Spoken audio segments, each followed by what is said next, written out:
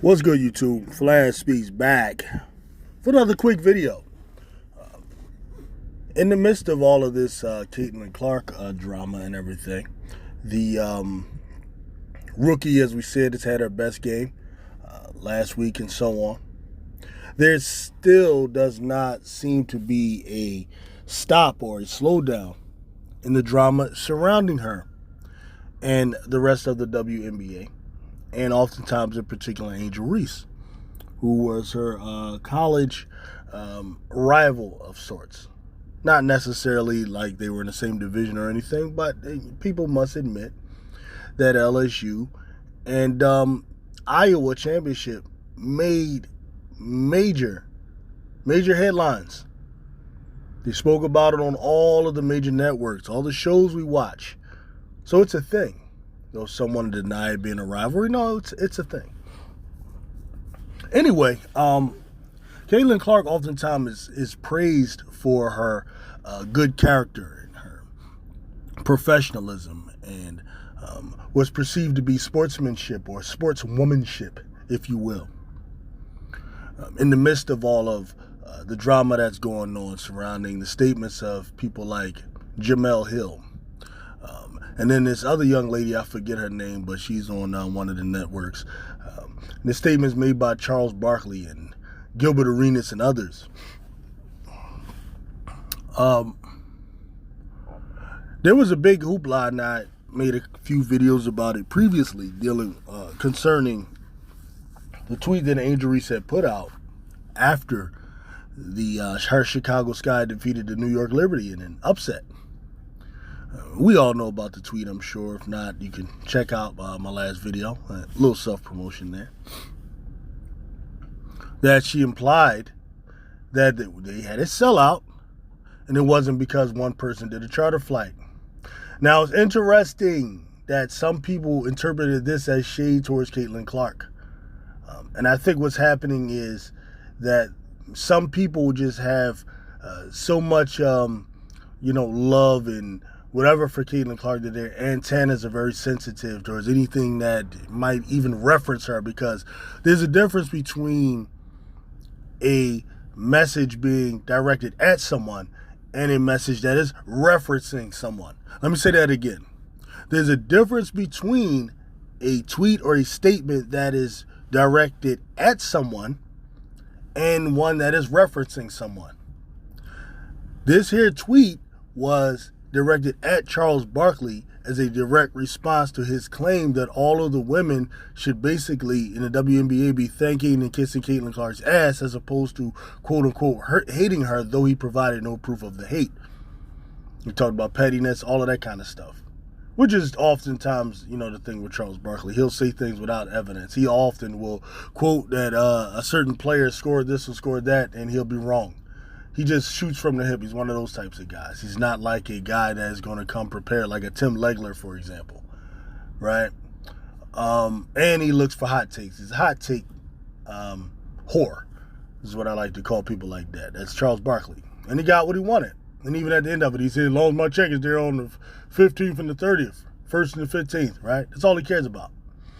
And I distinguish those guys from other guys. But at any rate, what a lot of people don't talk about with Caitlin Clark is sometimes the not saying things isn't always good. Now, I get it. Ideally, you want your basketball player, ideally to focus on basketball. You want them to stay off of Twitter, stay off of YouTube, stay off of all the different social mediums, and to focus squarely on basketball. You want them, when they get to the microphone, to say all the right things, whether it's a coach speak or player speak, whatever, what have you. But let's consider this. Is it possible that her silence, in some cases, could be more of a problem, could cause more of a problem than if she did say something? Like, for example, people think that there's this thing with Caitlin Clark and Angel Reese or whatever, for example. And Really, I don't think it is, because you have many people. Becky Hammond has come up and said, we love Angel Reese. There's no issue with Angel Reese. Let's just stop it. There's no black and white thing. There's none of that.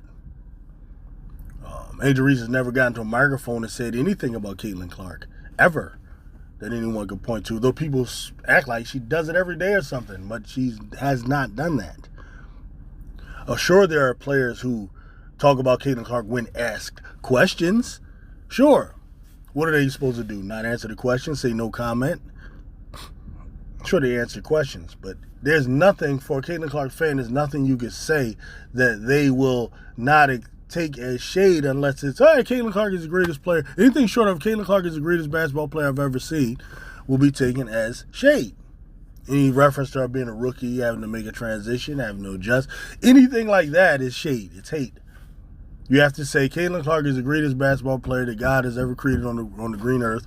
And if you say anything short of that, it's hate to some people, unfortunately. But what if Caitlin Clark stepped up and cleared the whole thing up and said, oh no, I'm having no problems with my fellow players in the WNBA, and I've been shown nothing but love and so on. And actually, she has actually said that something of the effect that people are excited and there's some excitement going on. What's funny though is that on many of these channels that are trying to promote the nonsense, they won't even show that part of what Caitlin Clark said. That's the thing. Her being silent allows these people to continue to perpetuate their nonsense. She could actually clear the whole thing up. She could have told, if she would have came out and said Charles Barkley was out of line, this whole situation would have been shut down in less than 30 minutes. Just something to think about. Something to think about. And the other thing with her that I would like you guys to compare, we saw what Alyssa Thomas did to Angel Reese, right? You all saw where she snapped out and pulled the arm out and kind of hooked Reese by the neck and threw her down, right? We saw that. And we saw what Angel Reese said afterwards. She said, hey, they're not supposed to be nice to me. Alyssa Thomas, not supposed to be nice to me, but I know it isn't personal. I'm built for this, right? Now, what did Caitlin Clark say? Because some of us don't mention this, that she said after the game. Well, everyone has been a little physical with me and they're able to get away with things.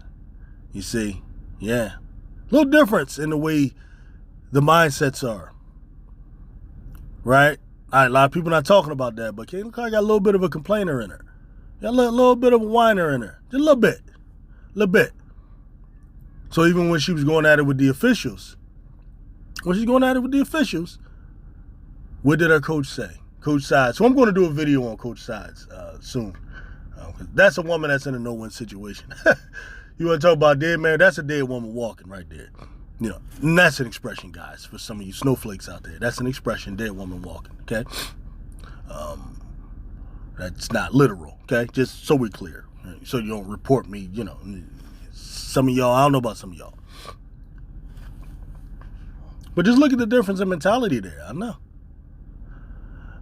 Coach Side said about her, no, stop complaining to the refs. She said something to the effect.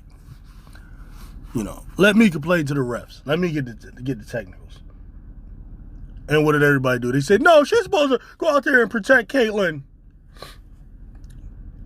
Do you guys realize that this is not, that Caitlin already has a technical foul? Right? Remember the other game, snapped on the officials, got a technical, helped lead to a loss. Remember that? Yeah. So let the coach her. That's what I say. Let the coach her. And even her father is not with all the coddling that some of you want. You know, interesting. But, you know, that's all I wanted to say. Just something to think about. A lot of the controversy that's going on. Sometimes, you know, what you think is just being this strong character may not be it at all. And maybe behind it might be a little bit of a whiner. I don't know. I guess we'll see. Peace out.